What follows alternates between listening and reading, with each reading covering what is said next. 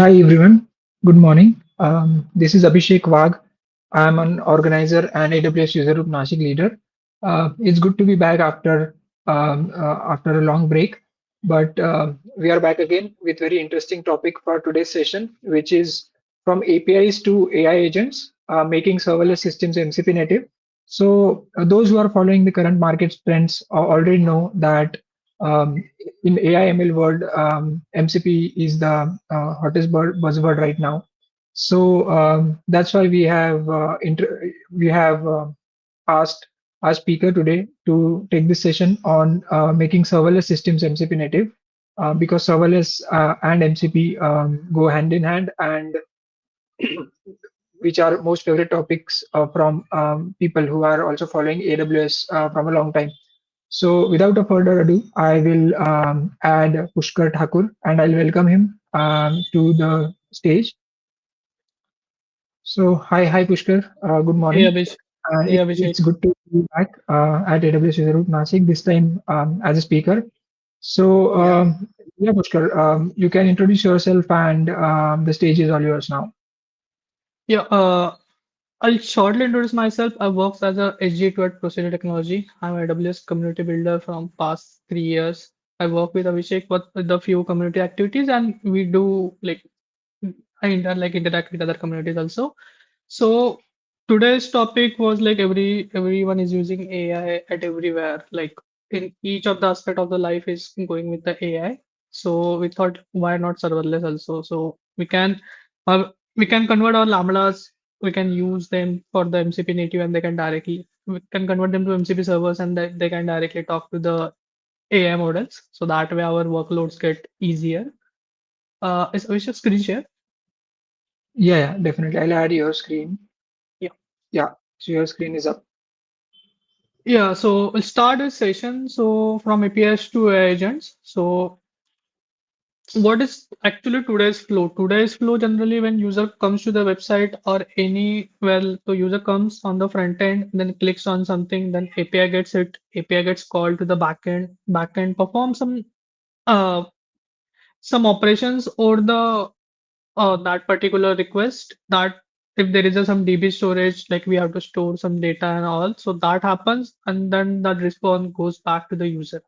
That is how today's work. But with AI, everything changes. Like user comes, talks to the agent, then there are tools. Will go deep into the what are the exactly the tools. With the help of the tools, agents, with the help of the capabilities of the tools, agent can understand what to do, and then on the basis of that, it provides the outcomes, and that comes back to the user. So whole API and the backend that get abstracted with the AI agents. The the current problem with our APIs are not agent friendly. Like they are majorly built for the humans to consume by the humans. So whenever we like agent needs some structure. So APIX we just and we expose the endpoint slash user slash profile, and that we call, and the other things happen in the backend on the server. But uh, agent needs proper clear intent. What agents can determine what function can't determine what function does or what when to call that particular function. It just gets a normal string that is like not able to understand. Another is poor semantics, like REST endpoint returns raw data, no context. Agent don't real like they are getting something, but they are not aware like what they are getting, why that is there, and there is no discoverability. As no standard way, the agent can go there and check what capabilities we have. So API requires human readable documentation. With the documentation flow, we integrate those APIs and use it, but agent needs machine readable schemas. So that these are three problems. So we are currently facing in our API system where we don't have the clear intent, we have pure semantics and no discoverable. So how the evolution happened? So we started with the normal structured backend endpoint via HTTP and endpoints. So normally we use the endpoint like slash profile slash me slash checkout, that kind of endpoint, and we consume those endpoint. But we need to maintain servers behind the scenes that handles everything. Then comes the serverless into picture. We just focus on the business logic rather than the how infra is managed. So serverless does have servers, but we don't have to manage. That's why it's serverless. So we just write a business logic where what should be done rather than how the whole infra should structure. So serverless handles that, so in that infra vanishes, only logic remains. Then comes the era three, that is the AI agents. Autonomous system that discovers, plans the things, call the tools on the requirement, like what requirements we have provided, and goes on complete that particular goal. So AI agents have a feedback loop at the end. Whatever the instruction we have given, with any way, with the help of the tools or the capabilities of the tools, they will complete the goal. So AI agents is more than just a model. Like if you think there is a model, there's set of the prompts are written and that way it is learning and moving forward. So that's not it. There's a under the hood, there are four major component that works. LLM, obviously, that it will need a reasoning engine that understand the intent, plans the actions, and generates the response. That will help with the LLM models. Tools that we'll discuss further. Tools are basically external capabilities to agent can call. So consider like many people must have used linear or heard linear. That is kind of a Jira, but better context. So ex- so if we want to access that particular linear, so there should be some layer that can be introduced. So that way, with the help of that tool, you can access the linear. So that way, external capabilities for the agent can call API function, database services, everything. But when we talk with the agents, there should be like with the human, what happens? Human, whenever there is conversation after even a month we met, like we recall, okay, what we had a conversation last time. If that person forgot anything and you have to repeat each time you met, that doesn't a conversation. That doesn't feel natural. So same with AI agents. It has a short and long-term context that continues across the multi-step tasks. So if there is a, we have to complete four tasks. So user logs in, user do some, user place the orders, then checks the profile. So if want to automate that kind of thing, so there should be context key. Okay, user is logged in, then we have to do this, then do this. So they need the context of the previous task. So that goes in the short-term context. A large-term context goes overall. They say many people, like I also chat a lot with the Claude GPT, and they know many things about me. So it has the overall context about me, ki what I do, how I work, my the way I work, my habits, those goes in the long-term context. So that helps to get better response generation. And there is a planning. Many people miss this phase. Planning does help a lot when you like talk with AI agents. If you know, like if AI agents have the clear instructions or a goal or the steps they have to follow, that way they can produce a better result than anything. So how that whole MCP architecture look like? So at the first layer, there will be the agent, the user we are talking, the LLM power architecture. So it decide which tool we have to call, and the based on the like we have the five set of tools. We won't go there like call all the tools and see who gives the better answer. No. So we provide some prompt on the basis of the user prompt. It understands okay what tools we should call, so that does the agent part. Then MCP comes the MCP layer. So MCP layer that translate the whole what agents want to say into the structure format. So tool like full proper schema majorly in JSON that helps to understand it. It converts the intent. Then tools. Currently in our case, the tools are serverless functions as the MCP tools. So I have a demo up in this session also. So that way I'll explain how to convert the parse serverless function into the MCP tools. So tools are serverless function in our case, and it can be anything. register MCP, each tool is type described. We have mentioned a set of instruction in that Lambda function. So how that, like what should be done? So that does that. And after that Lambda function calls to the DB and performs the set of operation and come back to the agent with the response. So how is the, like how build, like if you're building something that should last forever, like not forever, but let last at least some point. Like if you are change, we need to change the things each day. That doesn't make sense. So basic design principle should be intent based. Like tools describe what they do, not how. Agent can select by goals, implement by goals, not implementation details. So intent should be clear, like what we have to do, and tools will describe like what they do rather than how they do it. So if someone is saying I play cricket, so you won't ask him like, how you play it. It will be like, okay, you play cricket. If I need a cricketer, I will talk to that particular person. So that's kind of thing. Schema first. Every input and every output should be tightly described. No, like you assume kind of things should not be there. It should be like if I provide this output, this should be the like this input, this should be the output. Tools are independent engine. Agent change freely without coupling or shared state. So agent has their, like we should not couple a tool with that particular agent.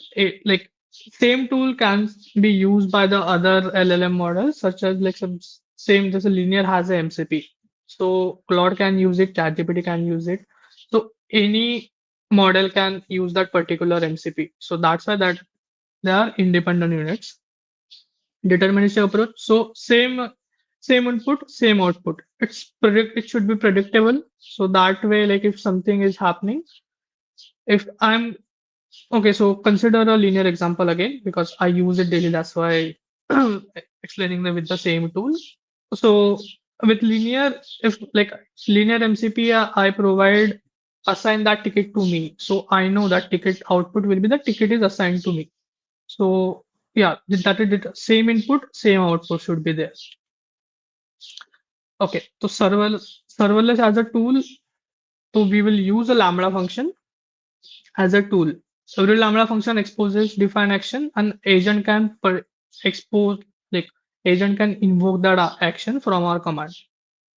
We don't have to rewrite the existing function. We can just wrap that whole thing under the like MCP tools. I'll show how to do it. So that way we don't have to write everything we have written. Agent composes, agent sequences, how like that sequence should be done, and if something fails, it will retry that again, retry with that tool. If it works, it will go forward. So let's go to demo rather than just uh, talking about AI agents and everything. So demo, we have expense tracker. So with the AI agents that we will talk to the our database that manages our expenses. So for the demo, I would like to save our time. I already created a table named expenses. Okay. Uh, okay, just give me a minute.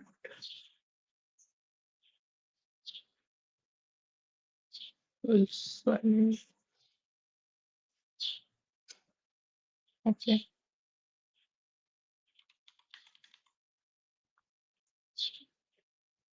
Yeah. So we are into the expenses table. So it has few data that I have already added. So it has user ID, expense ID, amount, how much amount we have like spent over there as an expenses category. We should look in which category we have, description, and the basic created and updated at fields. So these are users, these are expenses ID that I have created. Yeah. So to talk to this DB, okay. Yeah. So talk to do DB, I have created three Lambda functions. So one function adds the expenses, One function provides the monthly summary and another function that categorizes the particular expense as food, transport, medical bills, that kind of. So we'll just show this function. Yeah. So it's a normal function as we wrote. It's a very basic one that accepts the some parameters, throws the error if there is a bad request and all. So main thing is that just this, we have for loop that it iterates with the categories and just concat everything and as the amount and returns the response to us. These are like it's a simple demo. I haven't added anything complex. This is our add expenses. So whenever user sends any kind of expenses like that, they will prompt the thing, will break it down, and AI will break it down. From that, that will pick. It will call invoke this add expense function, and they will add the details. So user ID expenses, and this function will add into the table. Table name is our expense table. There is another function categorize expense. So we have three categories like food, transport, entertainment, other categories. If it's not one of them, if the keyword is not one of them, we can just add to the miscellaneous. Otherwise, it will add to the particular categories. So those are function. I have exposed this function with the function URL to our agent. You can use Route 16, uh, uh, Route 56, so that with that you can expose those. But for the sake of demo, I have just added a functional URL. Let's go back to our code editor. So yeah, file structure. Yeah, so we have three basic files. One that agent file, another is the execution file that checks like what is the particular category and which function we need to execute. And there is a tools file that is converts the like it's considered as a wrapper that converts our like builds our MCP server.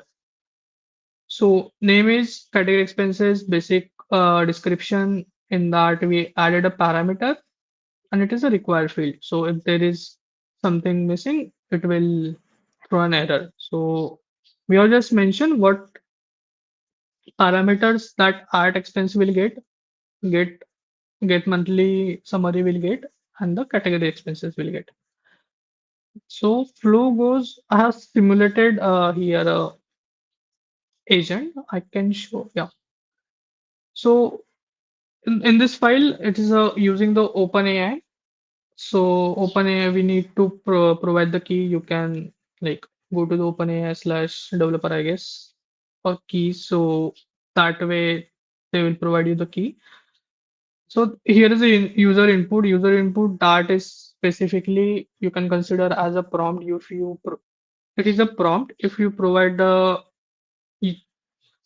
text input, user will be enter something like this. So that goes there. So message has a two field that is role and content. Content is obviously the user input. Role is who's the person who's adding that. We are using GPT 4o mini that serves token. So yeah, so it goes calls it like then removes the function like what is the name of the function, what are the arguments. So here we are like added and show in my summary. So we are seeing added. So with AI, it understands add it means we going to add that expense. For adding that expense, we will need which function? Here, add expense function. So add expense function has a few arguments. Yeah, so user ID, amount, category, description. So those are the arguments. It takes it, then calls the particular lambda function and provides us the response. So I'll just show, like I haven't added the API key. So I have simulated the similar flow here. So here is like I spent 200 on taxi. Let's consider I spent 100 rupees on taxi. So description is taxi ride. I'll just run this.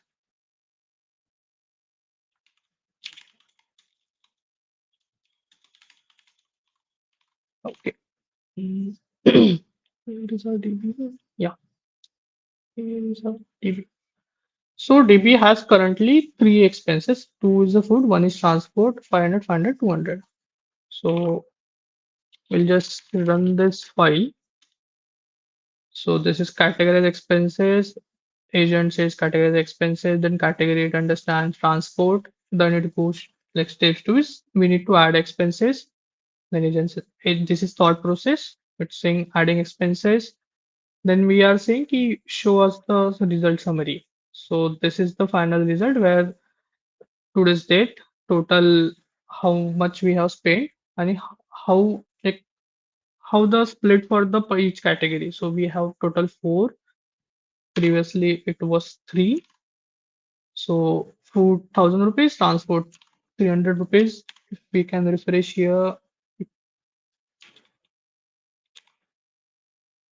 wait, my dynamic. Okay, explore tables. Yeah, we have four expenses. That is last one is 100. We are just added. So that way, like user just provided this command, and from that, like LLM, like AI agent, talk to the our Lambda functions. It chose on the basis of what we have provided. So these are tools for the AI agent. So whatever like it chose from the command like prompt what tools that need to be called. So for adding expenses, the tool was add expense. So it went like it knows what add expenses do. It's adds. So that's why it calls add expenses. Then we last one was get or and add expenses, and then we also need to categorize that particular expense. So we call the categorize expense, and after that we ask for the monthly summary. So it provided the month and the total summary. So it calls all the three function, but just the different order as they need it. First add expenses, category expenses, then get monthly summary. Okay, that was it for the demo. I have like posted this on the GitHub. It's a small basic demo, so you can check it out. Abhishek can like he will put a link in the comments. So we have security like built in. So each tool operate with minimum permission. We have in the Lambda we have provided the what is that permissions? Yeah, we have provided the specific role only. Like we have provided the role for accessing the DynamoDB, and there are five actions we have provided to it. Yeah, allow DynamoDB get ops. So without like only this action that particular function can do. So we are not going outside the scope. So input validation always happens if there is a something wrong is going. MCP layer will like if user provided something that we don't do. Like if there is adding expenses, get server expenses, but there is something like delete expense. We are not doing that. So that it will reject at the that particular layer only. Guardrails, hard boundaries, like what agents can do or cannot do. So we cannot like we have provided three function access. After that, there is no delete. So cannot delete from the database. So that provides accidental delete by the AI agents. So observability, like how that is like one of the things how we observe. Like in normally we go through the logs, what is happening that we knows. Like this function is getting called, this endpoint, after this endpoint, these are the things are happening. So In here, every tool call, like every invocation logged in with the inputs, outputs, and the latency, and the full audit trail by default. So whatever the so here I can show where is that? Yeah. So here it's mentioned like what function it is going to call. So we have the each function, how much time it takes, and everything. Debug. And there is a chain of thought that is this category expenses. So we have a small thing, that's why it is a just a small one line, and we simulated it. That's why it is like that. But it thinks properly, like what should be done. This is the thing. Then okay, this.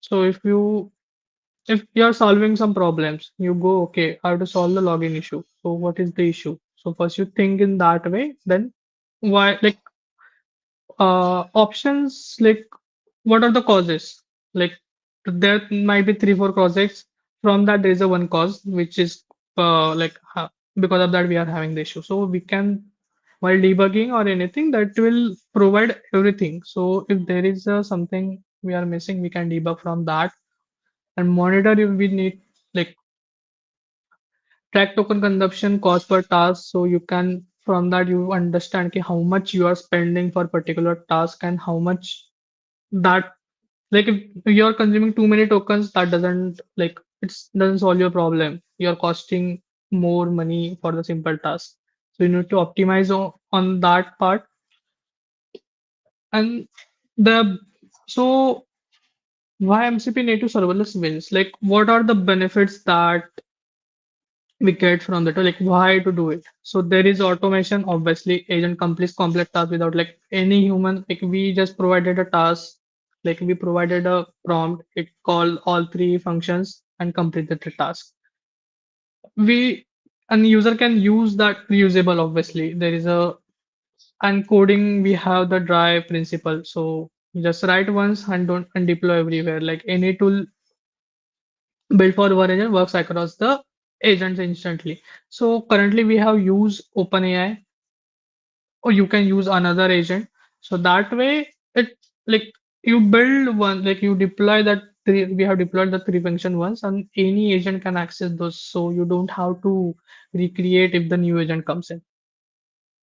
Better DX schemas, no glued code. Like developer defines the interface, not integration wiring. You just see, okay, this is how I want. So and integration, AI agent handles. So less boilerplate, more capability. Like that helps. Okay, so it is a simple API. So everything is simple. Doesn't mean it doesn't mean a simpler system.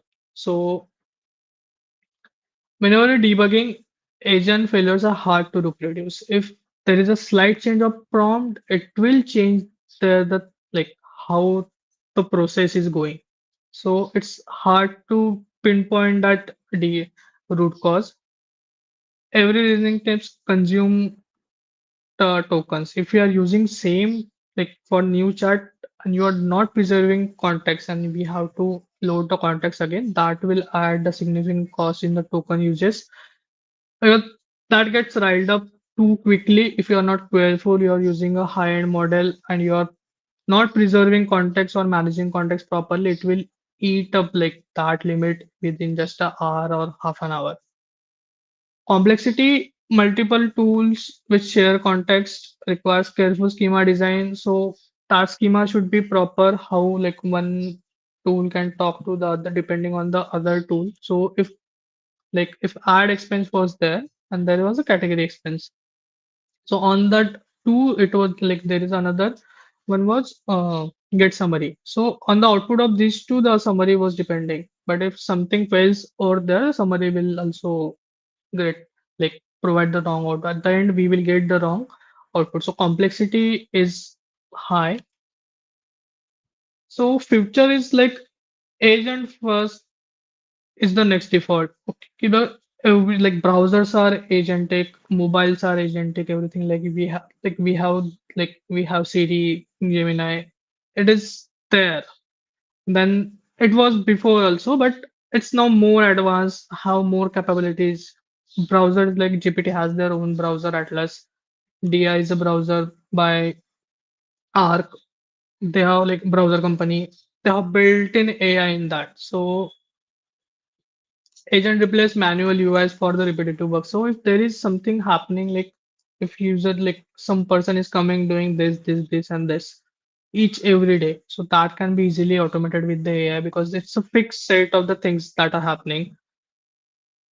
If you are adding tools like MCP servers that replace raw API, so how user communicates with your product that get changed. MCP becomes standard contract between agents and services. So I use I heavily use in day to MCPs, different MCP. Major MCP I use is the linear. So I hardly go there and create a ticket. I just talk to the agent. Agent creates the tickets. Agents moves the process, adds the artificate to the that ticket. So it's very easier. So like you don't have to think, okay, I have to build something big that only way. So it's like start with a single tool. Just build simple MCP, small scope, define a schema. Then with that, if you're like build one function, then add another function, then add another function. That way you will understand how design works and you will understand how things flows rather than just right like diving into that. Like if you add too many things, that will create the complexity. You won't understand anything. You will give up too early. So and AI is the future that everyone knows. So best to start take a baby steps and then build it. So we can just like if automate small things, then with the bunch of the small things you can automate the whole. Like if there are the big tasks, it always has the five subtasks. So automate those out of five, automate just one single task. From that you can automate like from one to you can go to five. Once those fives are automated, automatically the one big task is automated. So yeah, if you have any question, you can reach out to me on LinkedIn. We have our meetup. Please join. We will have like more such session around the AI, new technologies will coming up. So you please like join our meetup group. You can reach out to me on LinkedIn anytime. You can reach out to Abhishek or me on the meetup also. So yeah, thank you, Abhishek. Hey, thanks so much, Pushkar, for the session. It was really insightful for me as well to know how we can easily use MCP native services using serverless. And as you mentioned, everyone should take baby steps to understand these things if they are beginner into this space. It was really insightful session, and thank you so much. Thanks for our participants as well who are watching this or will watch this later on YouTube. But thanks so much for turning up, and we are gonna definitely see you soon in similar sessions. And thank you once again, Pushkar, for sparing some time on the weekend. And No worries. yep, see you soon in the meetup. Yeah, bye. Happy to be Thank you here. so much, everyone. Yep. Bye.